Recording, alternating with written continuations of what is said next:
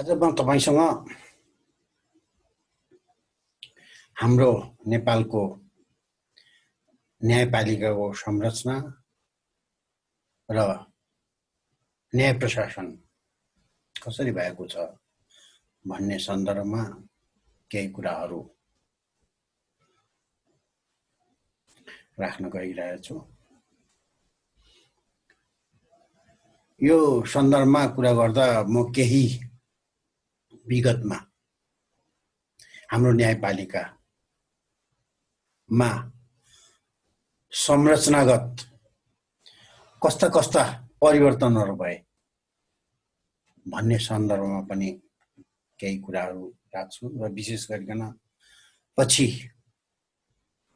पछिल्ला 47 सालका संविधान, 63 सालका अन्तरिम संविधान र 72 सालको संविधान, हाम्रो अहिले कार्यान्वयनमा रहेको जारी रहेको संविधानको सन्दर्भबाट र त्यसपछिका कानुनहरूको सन्दर्भबाट हाम्रो न्याय प्रशासन कसरी चलेको छ भन्ने सन्दर्भमा म केही कुराहरू गर्छु।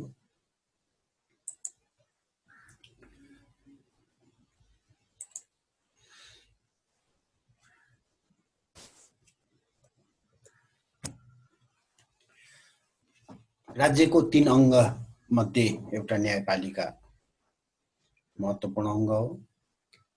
यहाँलाई थाहा छ, व्यवस्थापिकाले कानुन बनाउँछ, कार्यपालिकाले त्यसलाई लागू गर्छ। त्यस क्रममा, त्यो लागू गर्ने क्रममा विवादहरू आउन सक्छन्। व्यक्ति बीच विवाद आउन सक्छ, व्यक्ति राज्य बीच विवाद आउन सक्छ। अहिले हामी प्रादेशिक संरचनामा छौं। प्रदेशका बीचमा अधिकारका बाँडफाँडका सन्दर्भमा, स्रोतका बाँडफाँडका सन्दर्भमा विवादहरू आउन सक्छन्। कहिलेकाहीँ प्रदेश र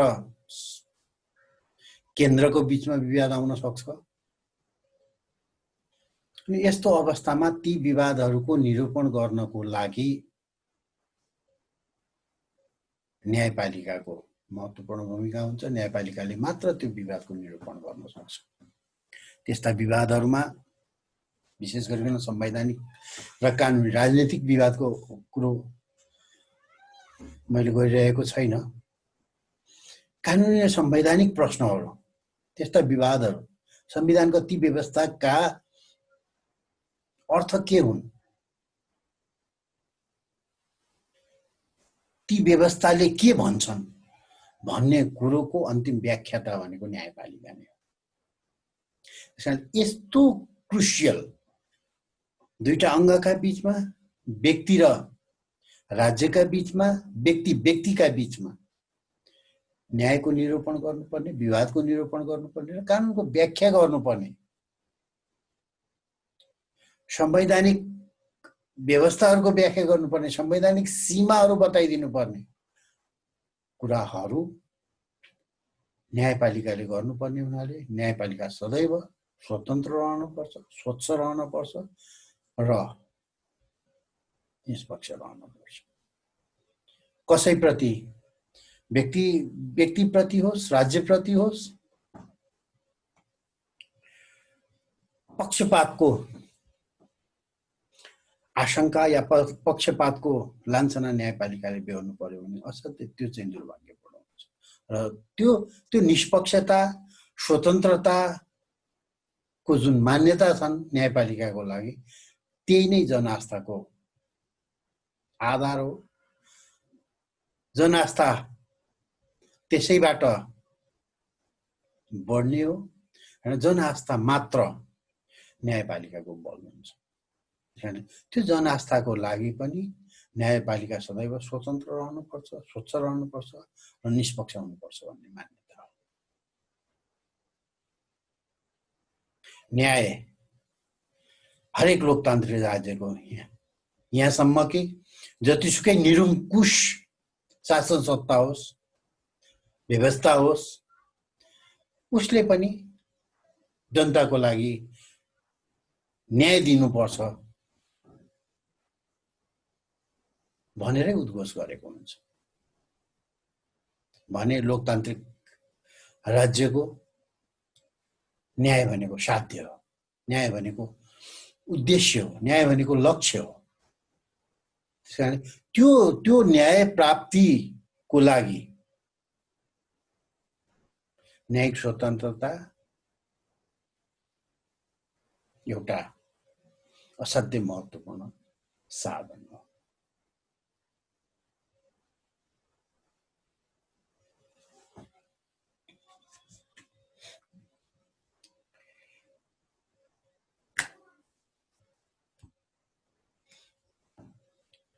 के हुन्छ त स्वतन्त्र एवं सक्षम न्यायपालिकाको विषयको कुराहरू गर्दा के कुराहरू त्यसमा सक्षम न्यायपालिकाका विषयवस्तुहरू के हुन् त?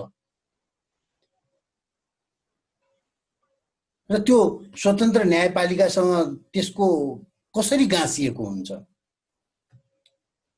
भन्ने सन्दर्भमा केही आधारभूत मान्यताहरू छन्। सक्षमता, न्यायपालिकाको सक्षमता का सबै कुराहरू स्वतन्त्र न्यायपालिकाका विषयवस्तु हो। नागरिकको हक अधिकार संरक्षण गर्न सक्ने कानुन व्यवस्था हुनुपर्छ। कानुनको संवैधानिकता परीक्षण गर्न सक्ने अधिकार न्यायपालिकामा हुनुपर्छ। कहिलेकाहीँ व्यवस्थाले बनाएको कानुन नै संविधानका मूलभूत मान्यताहरू, मूलभूत मर्महरू मौलिक हुन सक्छ। राज्य सञ्चालनको अरू आधारभूत मान्यताहरू विपरीत कानुन बनेका हुन सक्छन्, कहिलेकाहीँ, सधैँ होइन। तर त्यो त्यो त्यो संविधानको दायराभित्र छ कि छैन, संविधानको सीमा त्यसले मिचेको छ कि छैन भन्ने कुरो हेर्न सक्ने अधिकार न्यायपालिकाको, त्यसको लागि पनि स्वतन्त्रता र सक्षमताको विषय महत्त्वपूर्ण भएर आउँछ। न्यायिक पारदर्शिता हुनुपर्छ। यहाँलाई थाहा छ, जहिले पनि हामी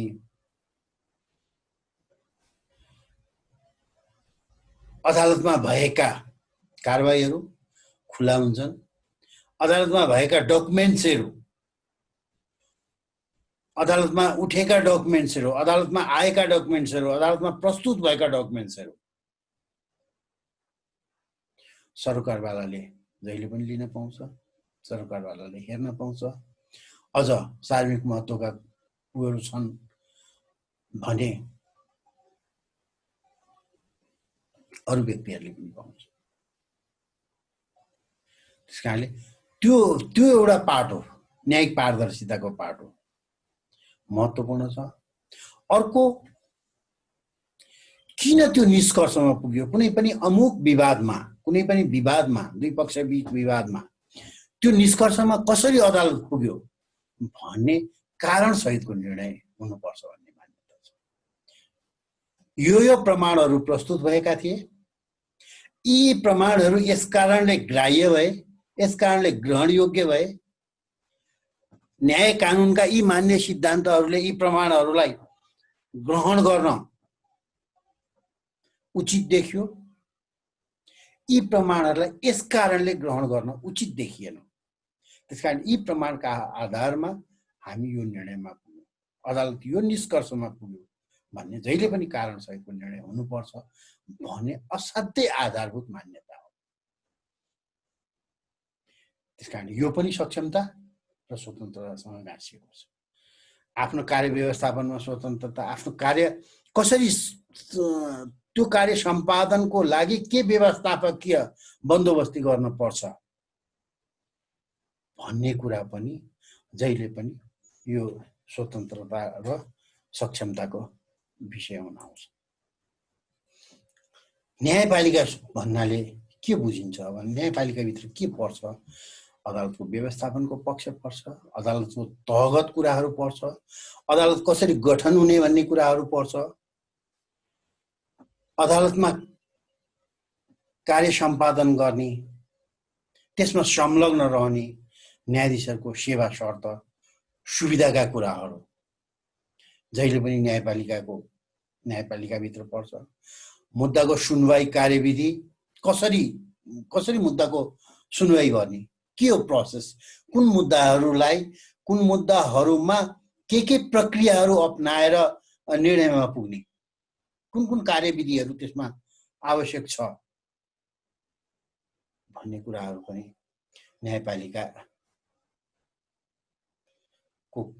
न्यायपालिकाको परिधिभित्र पर्छ भने अदालतको क्षेत्राधिकार, जिल्लाको भौगोलिक क्षेत्राधिकार हुन सक्छ, उच्च अदालतको भौगोलिक क्षेत्राधिकार हुन सक्छ, सर्वोच्च अदालतको नेपाल अधिराज्यभरिको क्षेत्राधिकार छ। त्यसमा मुद्दाकै प्रकारले पनि या हेर्ने विवादका प्रकारले पनि कुन विवादहरू सर्वोच्चले हेर्ने र केसम्म गर्न सक्ने, कस्ता किसिमका निर्णय गर्न सक्ने, कस्ता किसिमका आदेश गर्न सक्ने, उच्च अदालतले कस्ता मुद्दा हेर्न सक्ने, कस्ता आदेश गर्न सक्ने, कस्तो निर्णय गर्न सक्ने र जिल्ला अदालतले कस्तो मुद्दाहरू हेर्ने भन्ने कुराहरू पनि यी सबै कुराहरू न्यायपालिकाको व्यवस्थापन अन्तर्गत समेटिन्छ। अलिकति इतिहासको कुरा गरौँ। 1903 यहाँलाई सम्झना होला, राणा शासनको सुरुवात 1903 देखि भएको थियो। 1903 देखि 2007 सालसम्म नेपाल राणाहरूको पारिवारिक शासन अन्तर्गत रहेको थियो। 1903 भन्दा अगाडि न्याय सम्बन्धी सम्पूर्ण कार्यहरू राजाबाटै हुँदै आएको देखिन्छ। राजाले नै त्यसको निरूपण गर्ने, न्याय निरूपण गर्ने, यो न्याय हो भनेर उद्घोष गरिदिने, चाहे देवानी होस्, चाहे फौजदारी विषयवस्तु होस्, अपराध गरेका कुरा होस्, कसुर गरेका कुरा हुन्, कसैको दिलाउनु पर्ने कुरा हुन्, जग्गा जमिनका कुराहरू हुन्, सम्पत्तिका कुराहरू हुन्, तिनीहरूको चाहिँ सबै राजाबाटै फाइनल चाहिँ राजाबाटै हुने गरेको देखिन्छ। त्यो बिचमा 1903 र 2007 सालको बिचमा 1997 सालमा प्रधान न्यायालय सम्बन्धी सनद भनेको त्यति बेलाको राजाबाट जारी हुने एक प्रकारको आदेश जस्तो हो। सनदले प्रधानमन्त्रीको कार्य अर्थात् कार्यपालिकाबाट न्यायपालिका चाहिँ छुट्टै हो है भनेर मान्यता दिएर, यद्यपि व्यवहारमा ती कुराहरू धेरै देखिँदैनन्, तथापि त्यो सनद चाहिँ आएको देखिन्छ। 2007 सालमा शासन परिवर्तन भयो, राणा शासनको समाप्ति र प्रजातन्त्रको प्रारम्भ, प्रजातन्त्रको प्राप्ति भनौँ। त्यो भइसकेपछि अबको शासन व्यवस्था कसरी चल्ने हो, अबको शासन कसरी अगाडि बढ्ने हो, त्यसको स्वरूपहरू के हुने हो भन्ने सन्दर्भमा न्यायपालिकाको माथिल्लो तह प्रधान न्यायालय हुने, प्रधान न्यायालय र प्रधान न्यायालयका मातहतका अदालतहरूबाट न्याय सम्पादन हुने भन्ने कुरो अन्तरिम शासन विधानमा उल्लेख गरियो। त्यसपछि 2008 साल विक्रम सम्वत 2008 सालमा प्रधान न्यायालय ऐन जारी भयो, जो 2009 साल वैशाख 26 गतेदेखि लागू हो। यहाँलाई थाहा छ, वैशाख 26 गते हामी त्यही भएर कानुन दिवस मनाउँछौँ। त्यो प्रधान न्यायालय ऐनको महत्त्वपूर्ण पाटो एउटा के थियो भने त्यो न्यायपालिकाको नेतृत्व चाहिँ राजा र प्रधानमन्त्रीदेखि बाहेकका व्यक्तिहरूले प्रधान न्यायालयको नेतृत्व गर्ने परिपाटीको सुरुवात। 2002 सालसम्मको अदालतको संरचना हेर्ने हो भने 4 तह अदालत देखिन्छ। प्रधान न्यायालय 1997 सालदेखि आयो। प्रधान न्यायालय, भारदारी अदालत, अपिल अदालत, अमिनी अदालत, 4 तहको अदालत। अमिनी अदालत पनि सबैभन्दा तल्लो तहको अदालत थियो र 2002 साल फागुन 1 गते अदालतको यो तह चाहिँ धेरै भयो, 3 तह मात्रै हुनुपर्छ भन्ने मान्यता राखेर 2002 फागुन 1 गतेदेखि भारदारी अदालत चाहिँ खारेज भएको छ।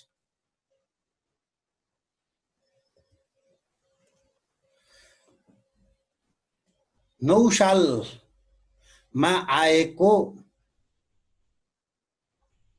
प्रधान न्यायालय ऐन खारेज भएर 2013 सालमा सर्वोच्च ऐन जारी भयो र प्रधान न्यायालयको साटो सर्वोच्च ऐन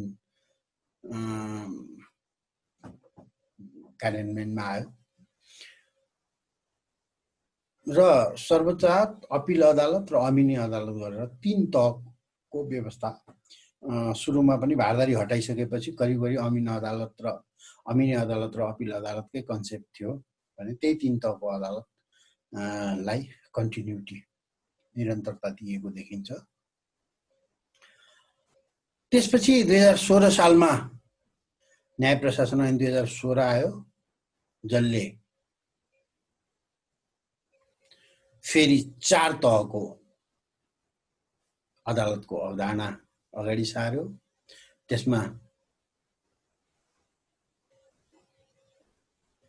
सबभन्दा तल्लो तहमा इलाका अदालत, त्यसपछि जिल्ला अदालत, अनि उच्च अदालत र माथि सर्वोच्च रह्यो। यसरी गरेर 4 तहको व्यवस्था गरियो। 18 सालमा न्याय प्रशासन व्यवस्था ऐन जारी भयो, जसले फेरि अदालतलाई 3 तहमा ल्यायो। अर्थात् बिचका 2टा तह हटे, जिल्ला अदालत, अञ्चल अदालत र सर्वोच्च अदालत। योभन्दा अगाडि अञ्चलको कन्सेप्ट पनि आइसकेको थिएन, त्यस कारणले पनि होला अञ्चल अदालत आयो र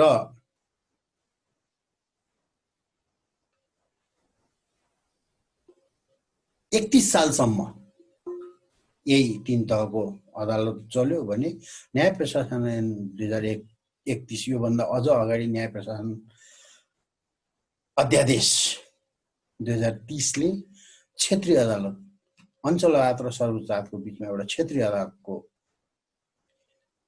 संरचना राख्यो। त्यति बेला नै राजनीतिक रूपमा पनि क्षेत्रीय तह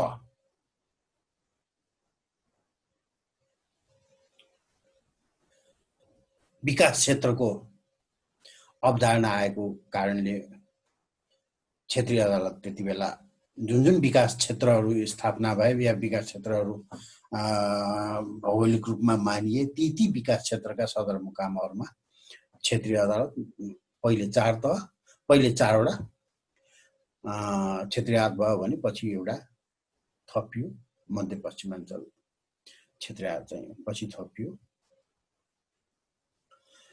47 सालको संविधान नआउन्जेलसम्म यही अवस्था रह्यो। विकास क्षेत्रमा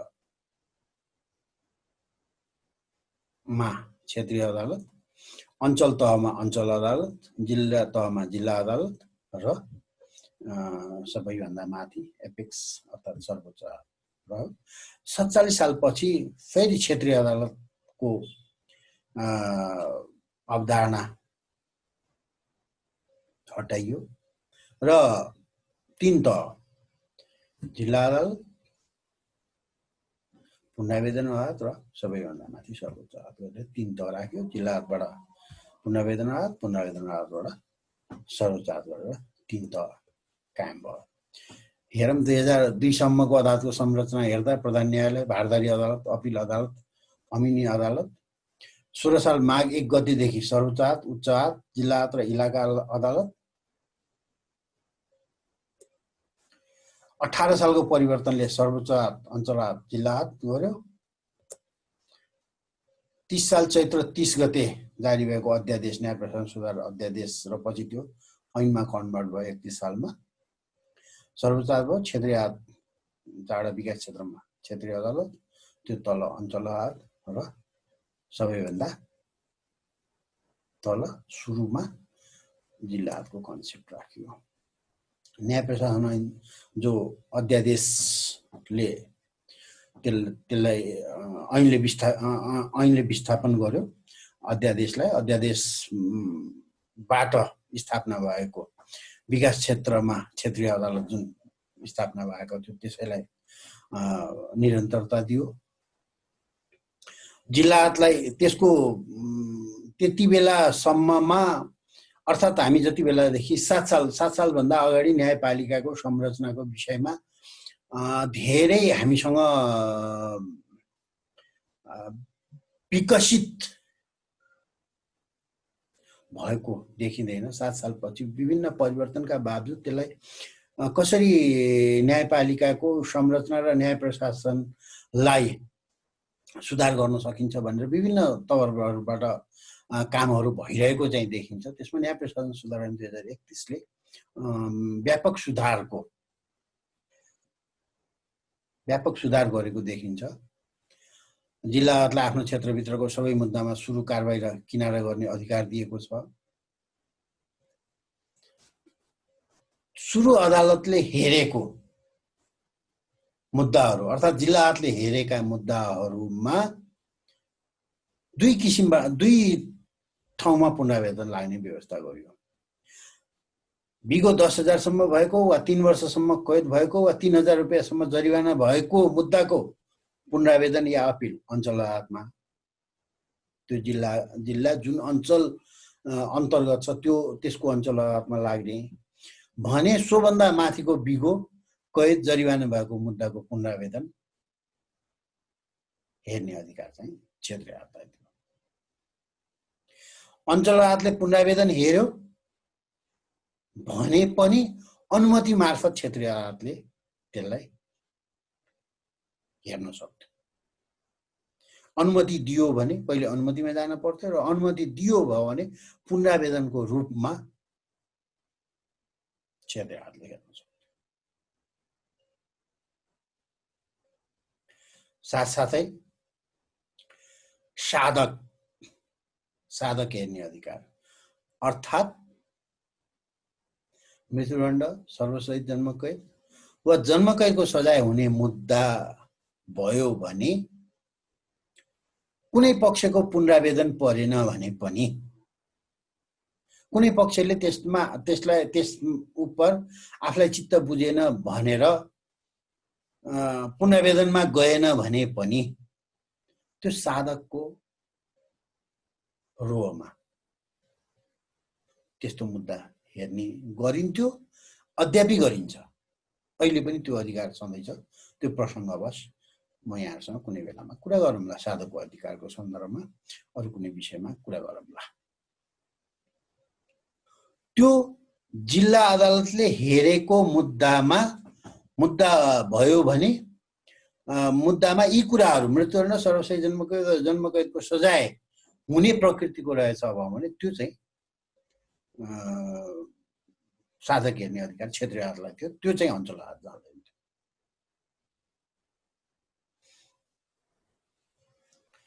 सर्वोच्च अदालतले क्षेत्रीय अदालतले सुरु कारबाही किनारा गरेको मुद्दा सुरु हेरेको छ भने त्यो पनि पुनरावेदनको रूपबाट हेर्न सक्थ्यो। मृत्युदण्ड, सर्वसहित जन्मकैद वा जन्मकैदको सजाय हुने मुद्दाको अन्तिम किनारा सर्वोच्चले मात्र गर्न सक्थ्यो। पुनरावेदनको रोबाट, पुनरावेदन परेन भने साधकको रोबाट सर्वोच्च अदालतले गर्थ्यो भने क्षेत्रीय अदालतले गरेको फैसलामा सर्वोच्च अदालतले अनुमति दिएछ भने पनि स्पेशली त्यसका केही आधारहरू थिए। ती आधारहरू त्यो मुद्दामा क्षेत्रीय अदालतले हेर्दा त्यहाँ त्रुटि भएको रहेछ भन्ने लाग्यो भने सर्वोच्च अदालतले आफू समक्ष पुनरावेदन गर्न अनुमति दिन सक्छ। त्यो अनुमति दिएको आधारमा सर्वोच्च अदालतले पुनरावेदनको रोबाट त्यो हेर्न सक्थ्यो।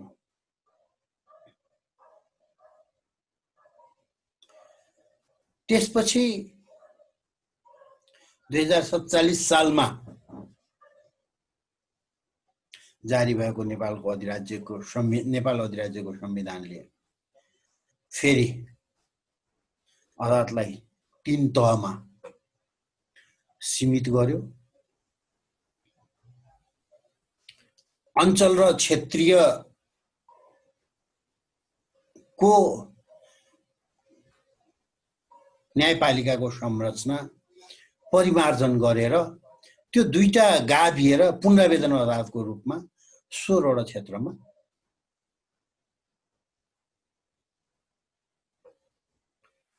पुनरावेदन अदालत रह्यो र सबभन्दा तल्लो उसमा संरचनामा न्यायिक संरचनामा जिल्ला अदालतको रूप रह्यो भने 63 सालमा अन्तरिम संविधान आयो र 72 सालमा जुन नेपालको संविधान जारी भयो। त्यो जारी भएपछि 3 तह नै भए पनि नामहरू परिमार्जन भएका छन्, नामहरू फरक भएका छन्। सर्वोच्च अदालत नै रह्यो। पुनरावेदन अदालत उच्च अदालतमा कन्भर्ट भयो। जिल्ला अदालत रह्यो। जिल्ला सबभन्दा तल्लो संरचनामा थियो भने संविधानले यो संघीय स्वरूप अन्तर्गत, प्रादेशिक स्वरूप अन्तर्गत होइन, यो संघीय स्वरूप अन्तर्गत, केन्द्रीय स्वरूप अन्तर्गत यसको चाहिँ नि न्यायपालिकाको प्रादेशिक संरचना नभएर केन्द्रीय संरचना छ र त्यसमा एउटा मात्र पछिल्लो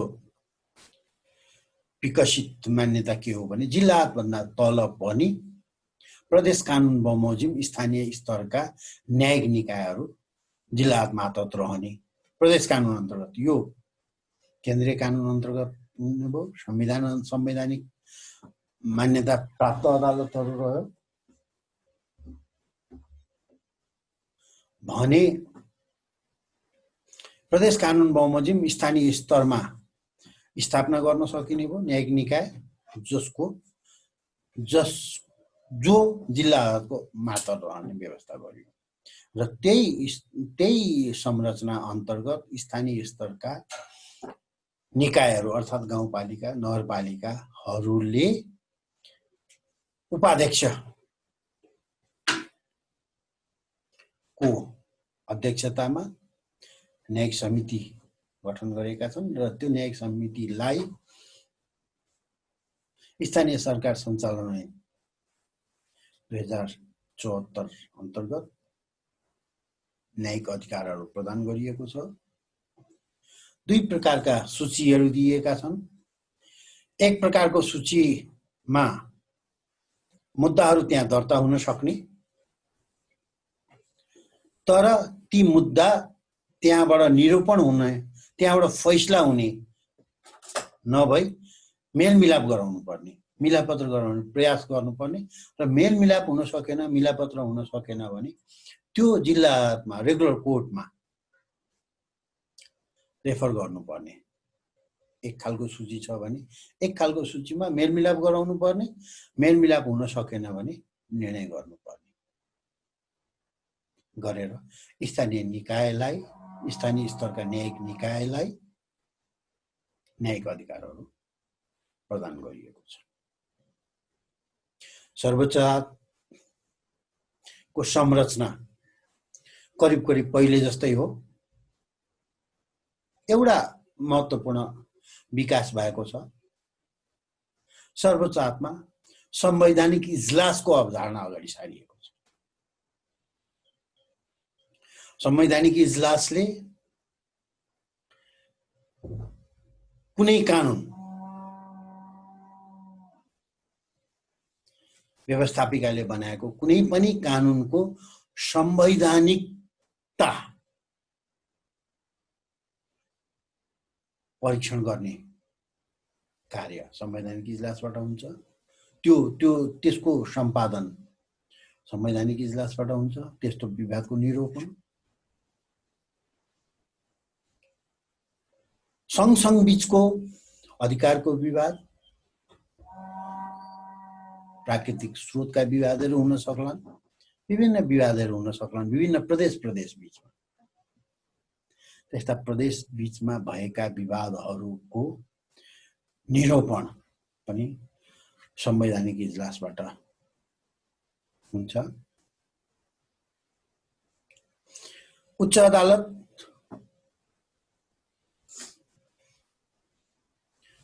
संविधानले मान्यता दिएको छ।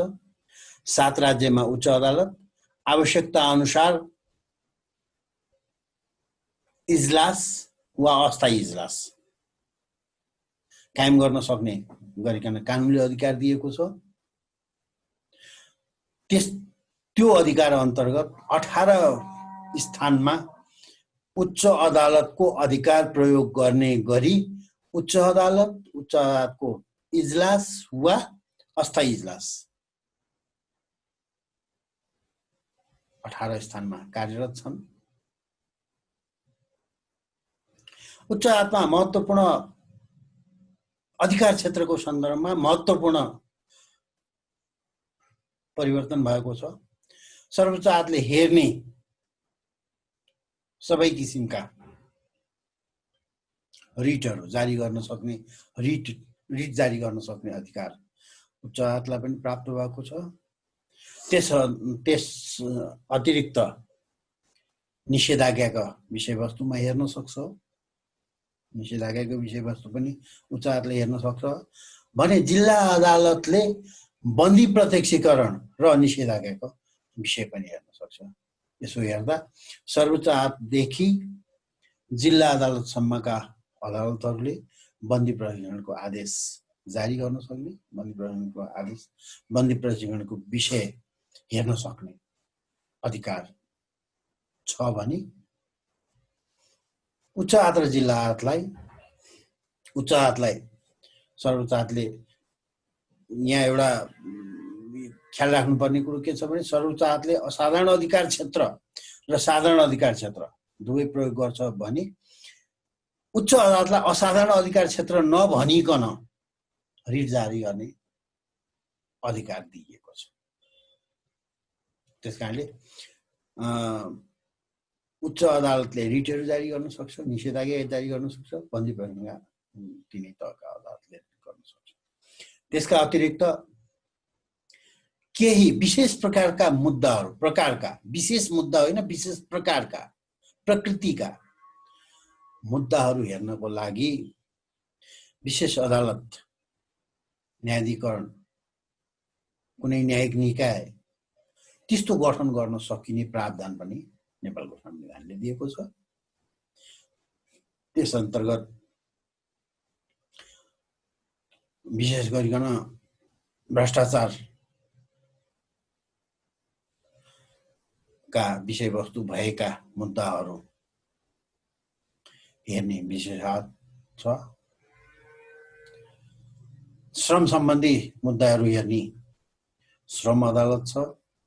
राजस्व सम्बन्धी विवादका पुनरावेदन हेर्ने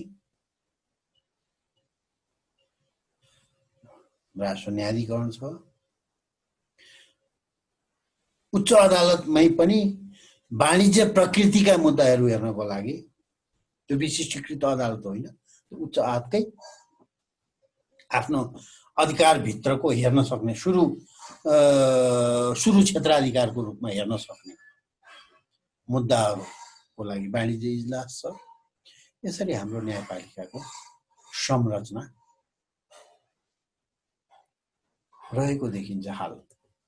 हालको व्यवस्था हेर्दाखेरि नेपालको संविधानले न्याय सम्बन्धी अधिकार अदालतबाट प्रयोग हुने भनेर स्पष्ट उद्घोष गरेको छ। न्याय सम्बन्धी अधिकार अदालतको अधिकार क्षेत्रभित्रको हो भन्ने कुरोलाई मान्यता दिएको छ। प्रस्तावनामै पनि भनिएको छ स्वतन्त्र, निष्पक्ष र सक्षम न्यायपालिका र कानुनी राज्यको अवधारणा लगायतका लोकतान्त्रिक मूल्य र मान्यतामा आधारित राज्य व्यवस्था भनेर प्रस्तावनामा भनिएको छ। सर्वोच्च अदालतलाई असाधारण अधिकार क्षेत्र दिइएको छ। मुद्दा मामिलाको रूपमा अदालतले दिएको आदेश वा निर्णयको सबैले पालना गर्नुपर्ने, पालना गरेन भने त्यसका लागि दायित्व वहन गर्नुपर्ने या सजाय हुन सक्ने सम्मका व्यवस्थाहरू छन्। त्यो संवैधानिक प्रावधान हुन्। कानुन व्यवस्था हेर्दा दिनानुदिन अदालत सन्दर्भमा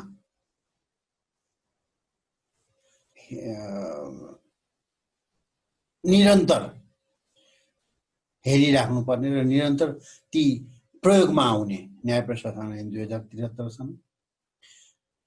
सर्वोच्च अदालत नियमावली 2074, उच्च अदालत नियमावली 2073, जिल्ला अदालत नियमावली 2075 ले विभिन्न तहका अदालतहरूको कार्यविधिगत व्यवस्थापन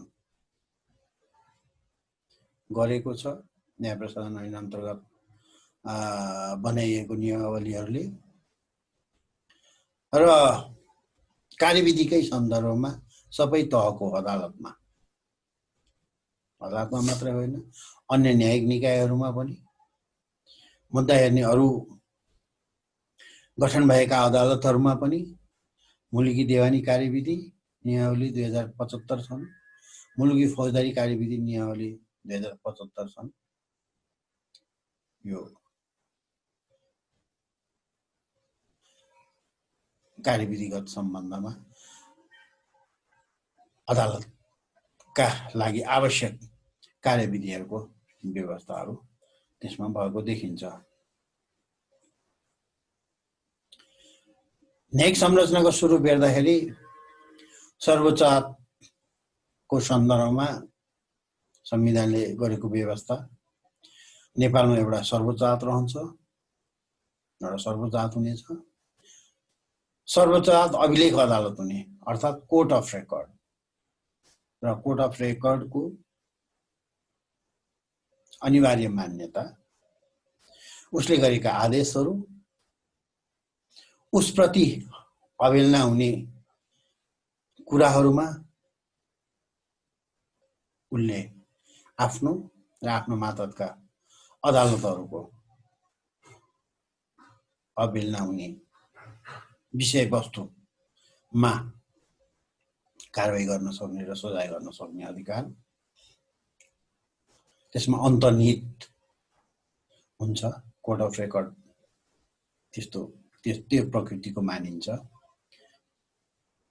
सबै अदालत र न्यायिक निकायहरू अदालतका संरचनाहरू जुन सर्वोच्च अदालत, उच्च अदालत, जिल्ला अदालतका जुन संरचनाहरू छन् ती बाहेक पनि जति पनि न्यायिक निकायहरू न्याय सम्पादन गर्ने कानुन संविधानले दिएका निकायहरू छन् ती चाहिँ सर्वोच्च अदालतमा रहन्छन् भन्ने उद्घोष छ।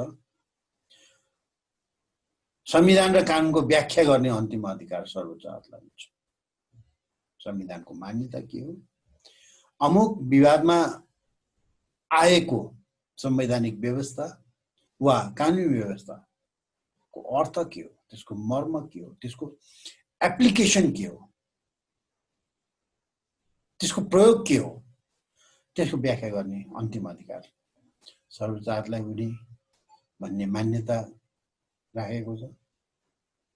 र सर्वोच्च अदालतले मात्र अदालत र निकायको न्याय प्रशासन व्यवस्थापन सम्बन्धी विषयमा निरीक्षण गर्न सक्छ, पर्यवेक्षण गर्न सक्छ, निर्देशन दिन सक्छ। यहाँसम्म कि अवस्था अनुसार एक अदालतको मुद्दा अर्को अदालतले हेर्ने या आफूले झिकाएर हेर्ने, आफूले झिकाउँदा पनि त्यसको अन्तिम निर्णय पनि गर्न सक्ने, वा जुन इस्यु छ एउटा इस्युमा निर्णय गरेर बाँकी प्रमाणको आधारमा निष्कर्षमा पुग्ने काम जुन निकायबाट जुन अदालतबाट झिकाइएको त्यो अदालतले नै गर्ने गरी पठाइदिन सक्ने सम्मको अधिकारहरू पनि संविधानले सर्वोच्च अदालतलाई दिएको छ। प्रत्येक प्रदेशमा एक उच्च अदालत रहने व्यवस्था छ, यो संविधानले भनेको छ। प्रत्येक जिल्लामा एक जिल्लात रहने व्यवस्था गरेको छ, संविधानले गरेको छ। मैले अघि पनि भने खास किसिम र प्रकृतिका मुद्दाहरूको कारबाहीलाई किनारा गर्न विशिष्टीकृत अदालत गठन हुन सक्छ, त्यो पनि संविधानले मान्यता दिएको छ। स्थानीय स्तरमा न्यायिक निकाय गठन गर्न सकिने व्यवस्था पनि, जुन व्यवस्था अन्तर्गत अहिले स्थानीय निकायमा न्यायिक समिति जुन गठन भएको छ त्यो पनि यही धारा, संविधानको यही धाराको आधारमा यो गठन भएको छ। अघि मैले संविधानको व्यवस्थाहरूको कुरो गरेँ। कानुन व्यवस्थाहरूको कुरो गर्दा जिल्लाको स्थापना, प्रत्येक जिल्लामा एक जिल्लात रहने भन्यो। उच्च अदालतको स्थापनाको हकमा प्रत्येक प्रदेशको राजधानी रहेको स्थानमा उच्च अदालत रहने, अन्य कुनै ठाउँमा प्रादेशिक क्षेत्राधिकारभित्रको अन्य कुनै ठाउँमा अस्थायी इजलास राख्न सक्ने, र त्यस्तो इजलासले पनि उच्च अदालतलाई भएसरको अधिकार प्रयोग गर्न सक्ने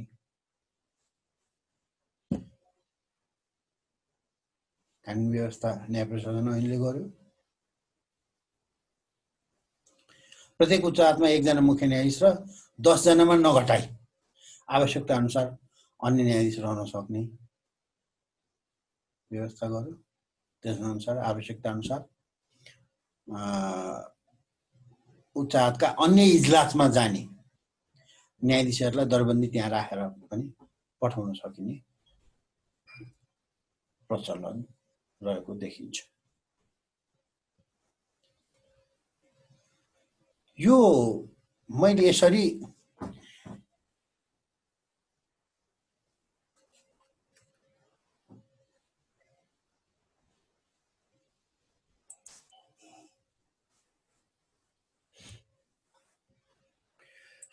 हेर्दा मैले यो सेसनमा तपाईहरुसँग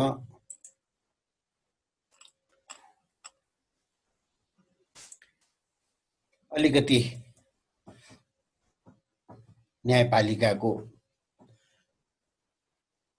अवधारणाको कुराहरू गरे, स्वतन्त्र सक्षम न्यायपालिकाको विषयवस्तुको कुरा गरे, न्यायपालिका अन्तर्गत रहने विषयवस्तुहरूको कुरा गरे, साबिकको अलिकति ऐतिहासिक पृष्ठभूमिको कुरा गरे, हामी कसरी यो ठाउँमा आइपुग्यौं।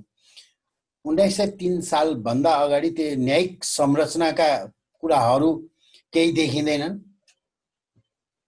राजाले अन्तिममा र राजाले अधिकार प्रदान गरेका व्यक्तिहरूले तल्लो उसमा गाउँमा न्याय सम्पादन गर्ने कुराहरू गरे। 2007 सालपछि यसलाई कानुनी रूप दिइयो। अन्तरिम शासन विधानले न्यायालयको परिकल्पना गर्यो। राजा र प्रधानमन्त्री बाहेकका व्यक्तिहरूले यसको नेतृत्व गर्ने कुराहरू गरे। विभिन्न समयमा तहगत संरचना र क्षेत्राधिकार विभिन्न परिवर्तनहरू भएका छन्। विभिन्न परीक्षणहरू भएका छन् भन्दा हुन्छ।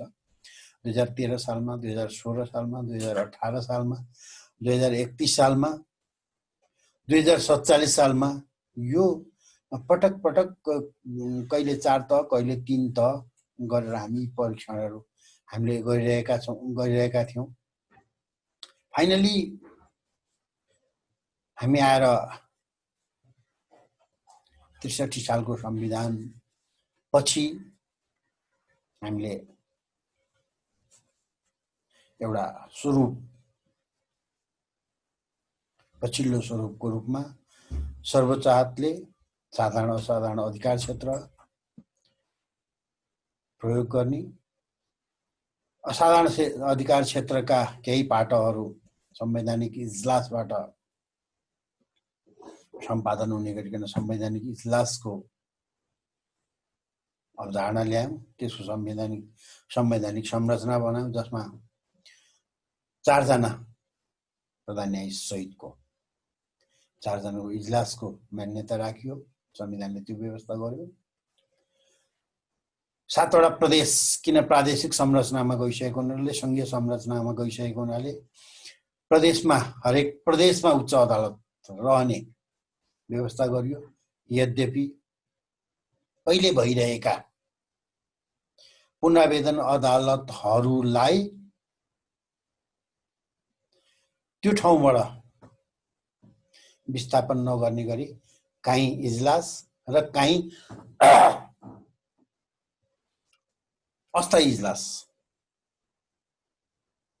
को रूपमा स्थापना गरियो।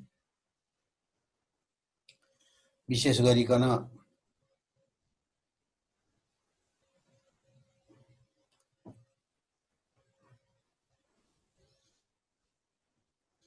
दुईटा अस्थायी इजलासको परिकल्पना गरियो, जहाँ पहिला इजलासहरू थिएनन्। अन्य भइरहेका 16 वटा पुनरावेदनमा 7 वटाले उच्च अदालतको मूल इजलास भनौँ न, मुकामको प्रादेशिक मुकामको रूपमा बसेका ठाउँहरूमा 7 वटा इजलास, 7 वटा अदालत त्यहाँ कायम रह्यो भने तिनका इजलास, बाँकी 9 ठाउँमा तिनका इजलासहरू जुन पहिलेदेखि नै पुनरावेदन अदालत थिए तिनलाई इजलासमा कन्भर्ट गरियो।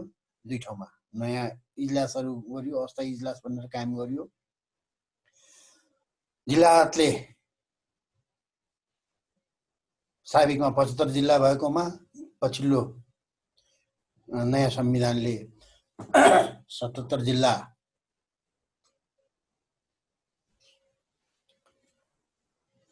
को अवधारणा अंगीकार गर्यो र त्यो अनुसार 2टा नयाँ जिल्लामा जिल्ला अदालत स्थापना भए। जिल्ला अदालतलाई पनि सुदृढीकरण गर्ने क्रममा बन्दी परीक्षण र निषेधाज्ञा को आदेश जारी गर्न सक्ने अधिकारहरू प्रदान गरियो। विशेष अदालत पहिले पनि थिए, त्यसलाई संवैधानिक मान्यता पहिले पनि थियो र अहिले पनि प्राप्त भएको छ। त्यसबाहेक प्रदेश कानुन बमोजिम स्थापित स्थानीय स्तरका न्यायिक निकायलाई जिल्लाको मातहतमा रहने गरी व्यवस्थाहरू, त्यसलाई संवैधानिक संरचना, संवैधानिक मान्यता गरियो र त्यसलाई कानुनी व्यवस्थाले न्याय प्रशासन अहिले भयो, स्थानीय सरकार सञ्चालन अहिले भयो, विभिन्न तहका नियावलीहरूमा तिनका व्यवस्थाहरू गरिए, व्यवस्थापनका कार्यविधि व्यवस्थापनका कुराहरू नियमावली अन्तर्गत गरेर गरियो। यसरी हाम्रो अहिले न्याय प्रशासन, नेपालको न्याय प्रशासनको स्वरूप यो भएको देखिन्छ। आगामी सेसनमा म यहाँहरूलाई न्यायपालिकाको न्यायिक संरचना र न्याय प्रशासनको भाग 2, जसमा विशेष गरिकन क्षेत्राधिकारका, सर्वोच्च अदालतका क्षेत्राधिकार, उच्च अदालतका क्षेत्राधिकार, जिल्ला अदालतका क्षेत्राधिकारको सन्दर्भमा म कुरा गर्नेछु।